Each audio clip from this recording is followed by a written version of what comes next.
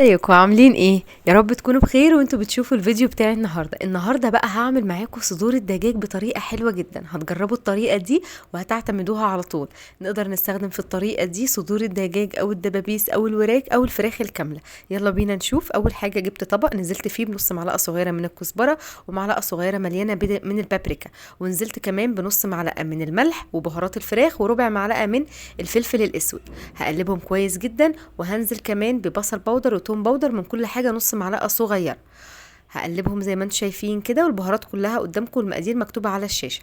هنزل بقى بمعلقه كبيره من الزيت وهقلب كل الخليط ده كويس جدا، وكمان هنزل بفص توم مفروم. مجهزه عندي بقى هنا نص كيلو من صدور الدجاج، غسلاه كويس جدا وعامله فيه فتحات. نقدر نستخدم زي ما قلت لكم الخلطه دي في الدبابيس والاوراق وكمان الفرخه الكامله.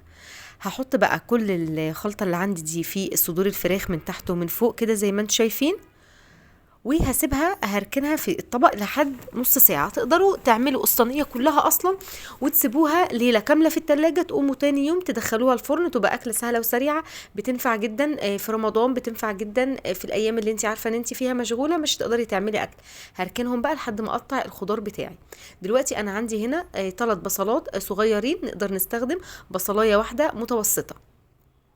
والخضار بتاعي بقى عندي جزر وعندي فلفل الوان وعندي طماطم وعندي كمان بطاطس.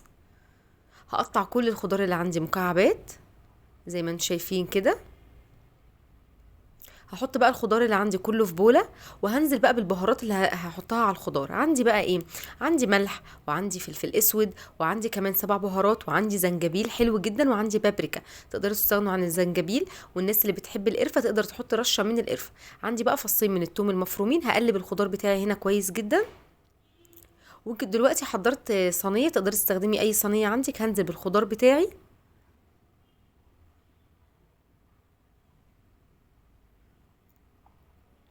وهحط عليه بقى هنا صدور الفراخ. هنا بقى هنحط بقى 2 من ورق اللورا و3 فصوص من الحبهان. عايزه اقول لكم ورق اللورا والحبهان بيدي نكهه وريحه حلوه جدا، بس ما تنسوش تشيلوهم بعد كده. نزلت بقى هنا بمعلقه كبيره من الزبده متقطعه، وكمان نزلت بمعلقه كبيره من الزيت ونص كوبايه من الميه المغليه.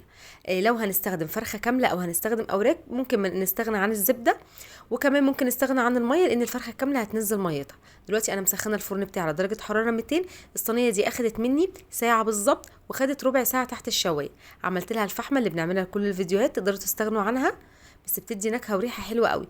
بصوا الفراخ عندك مستويه، الصدور مستويه، وكمان الخضار مستوي ومش مهري، يعني كل حاجه محتفظه بالشكل بتاعها. شايفين؟ حلوه جدا جدا. عايزه اقول لكم ما بتاخدش وقت. اعملي بقى جنبها شويه رز ابيض، شويه رز بشعريه. انا هنا هعمل جنبها رز اصفر بالبهارات.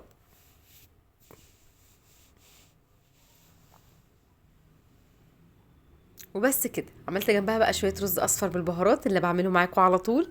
هنزل لكم الطريقه بتاعته في صندوق الوصف. وكمان سلطه خضراء. وبصوا بعد ما خدت صدر من الفرخه وخضار متبقي خضار كتير. فعايزه اقول لكم حلوه جدا وبتشبع جدا. يا رب الفيديو بتاع النهارده يكون عجبكم، واكون قدرت اوصل لكم باذن الله معلومه مفيده بطريقه سهله. اي حد ما بيعرفش يدخل المطبخ زي ما قلت لكم هيدخل ويعمل الاكل بمنتهى السهوله. شايفين الصدر مستوي ازاي؟ حلو جدا جدا. وكمان الرز مش قادره اقول لكم، والخضار. عايزه اقول لكم الفلفل الالوان مع الفلفل الاصفر بيدي طعم مسكر حلو قوي. وطبعا الرز الخطير ده، كل حاجه بجد طعمها حلو قوي. هتجربوا باذن الله الطريقه وهتقولوا لي رايكم في الكومنتات. ما تنسوش بقى لو اول مره تشوفوني تعملوا لي لايك وشير وسبسكرايب. اشوفكم باذن الله في فيديو جديد بطريقه سهله وسريعه. مع السلامه.